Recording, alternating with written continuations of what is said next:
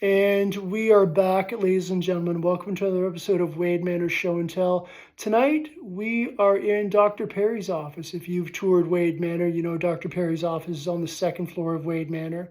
And it was a doctor's office that I built in tribute to our city's first physician, who was Dr. Levi Hoyt Perry, who was an American physician from Connecticut. Before we get into tonight's objects, a little bit of background about myself. I've always been fascinated by the history of psychiatric medicine. People who know me a long time would tell you that. I studied the Kirkbride system ages ago when I was in my teens and actually traveled into the United States to actually see some of those remaining Kirkbride Asylum buildings. And when I got to college, I took psychology, and basically it was called basic psychology back then. And then when I graduated, I took what was called deviant psychology, which was typically more geared towards criminal psychology. And then on top of that, by happenstance, years later, I ended up working for a criminal psychologist for several years in an unofficial capacity. So suffice to say, I've been very privileged to learn a lot about the history of psychiatric medicine in North America. Especially. So that leads us into today's topic, which is going to be a little bit hard. Last year, I was able to purchase some items from the old former London Psychiatric Hospital, our London Psychiatric Hospital, which had undergone many name changes. And some of these items were put out at auction, one of which is the surgical lamp over my shoulder here. And I also found some old books from an office in the actual institution. And putting some of these things together, it didn't make any sense.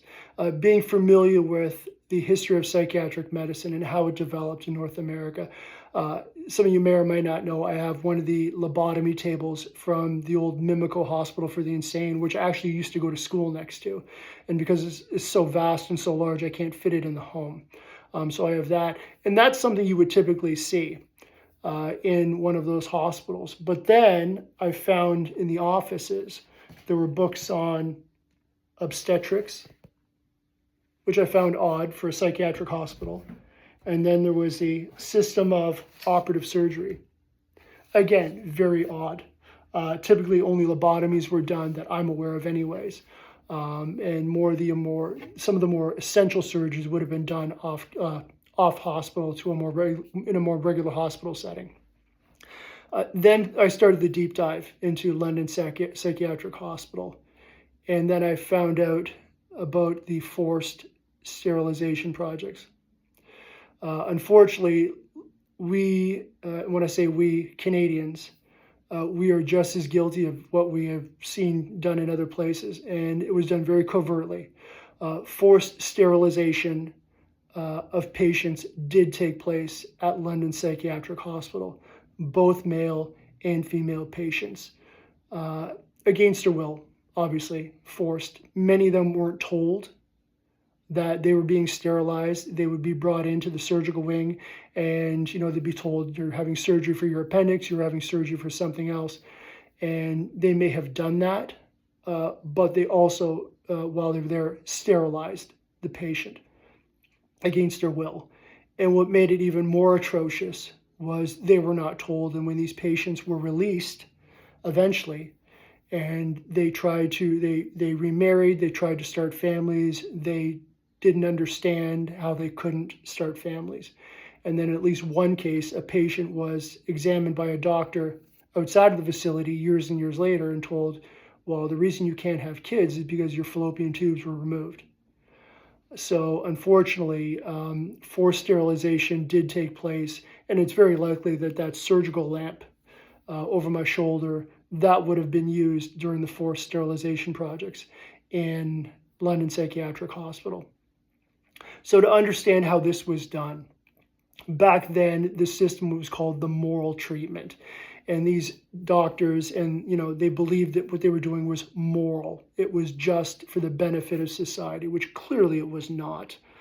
And what made this even worse was a lot of the superintendents who governed these facilities in particular. They were given a substantial amount of leeway by the province, a substantial amount of leeway by the federation. So they were able to do what they did basically at will. at their own, at their own decision. There was no real debate about it. They could just selectively pick someone and say, okay, this person's going to be sterilized and this person's going to be sterilized. And sometimes all it would take would be, oh, well, this patient's great-grandmother was institutionalized, in Scotland years and years ago. So obviously it's hereditary. So obviously we have to sterilize this person to prevent it from being passed down. It was as simple as that. And only in the last probably 25 years has this really come about to light, because a lot of these records were buried. And a lot of the parties, these guilty parties, these superintendents who ran these facilities, like the London Psychiatric Hospital, who were responsible for stuff of this magnitude, they're long dead, so there's no one to prosecute. So yeah, it's pretty grim knowledge to know that, yes, you would have a book on operative surgery, you would have a book on obstetrics in a psychiatric hospital. And that explains why, to me, after all that research, why they had that. Because when I collected those items, it didn't make any sense to me whatsoever. But unfortunately now, after a deep dive, now I know. So that's the grim history of London Psychiatric Hospital. And again, if you take a tour of Wade Manor, you'll get to see some of the books. There's just two that I've showed you right here.